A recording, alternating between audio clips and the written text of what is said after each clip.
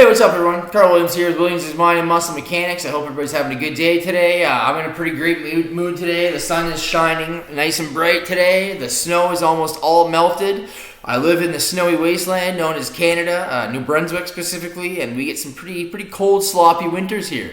It's not quite as bad as some other places in the world where obviously like the weather actually destroys homes and stuff. That's that unfortunate stuff. We don't have any of that sort of tragic stuff here for the most part. So pretty fortunate for that. But yeah, like I said, the winters are sloppy and they're cold and they're messy and wet, and it's just I'm glad to see the sun today and see that snow is almost all melted. That means there's just a few more months until summer. That's just enough time to get the body into fighting shape, shed those last couple pounds and get summer ready. So that's exciting. We're going to talk about some plateau breaking techniques today.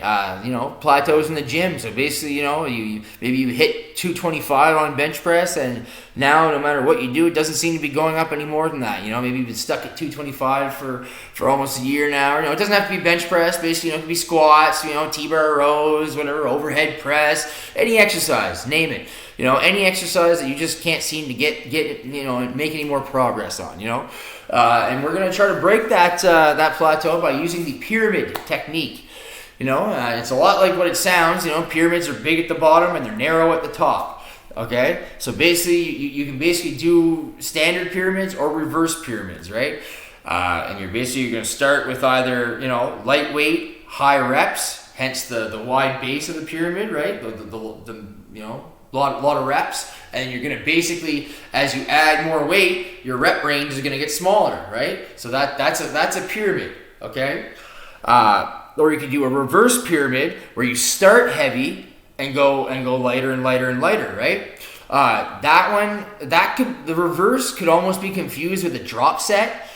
And there's really not too much of a difference between the two. The only key difference being that you do a drop set without rest in between your, So basically a drop set, you would start with your heaviest possible weight, do your set, and then basically, have a spotter take a little bit of weight off, or if you don't have a spotter, you get up, take a bit of weight off, and then immediately go into your next set.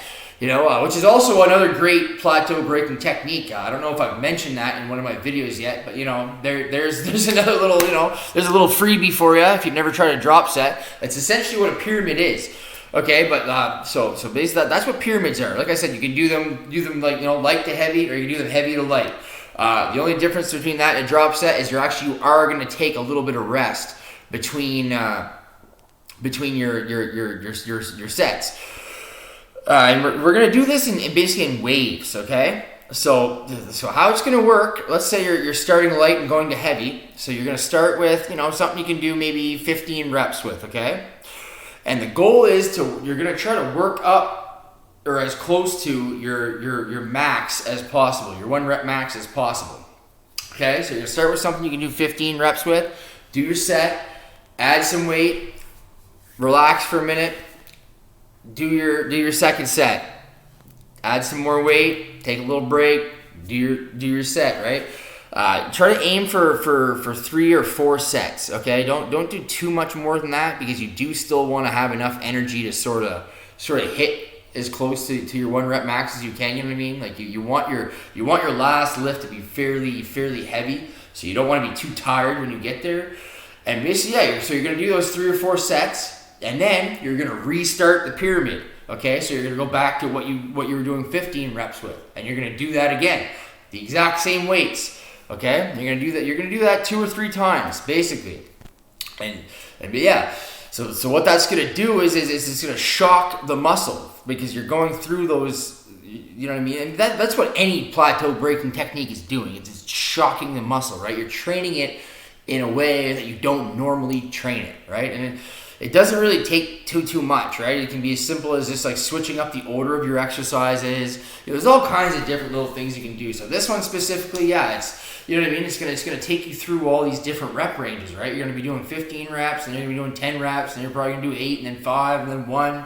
You know what I mean? It's so doing that is it's gonna your body's your workout's sort of gonna be not all over the place, but it's just going to be very unorthodox compared to what your body is used to, right? And it's going to stimulate some new growth. And then, you know, basically I'd say try that for like maybe a week or two. You know, don't do, if you are using plateau busting techniques, don't do them every week, because they're going to lose their effectiveness, right? You want to pull these out like, these are basically like an ace up your sleeve kind of thing, right? You're going to pull these out every now and then when you're absolutely sure you can't progress without it, you know. And then that's when you're going to throw these in, right? So yeah, the pyramid wave technique, basically.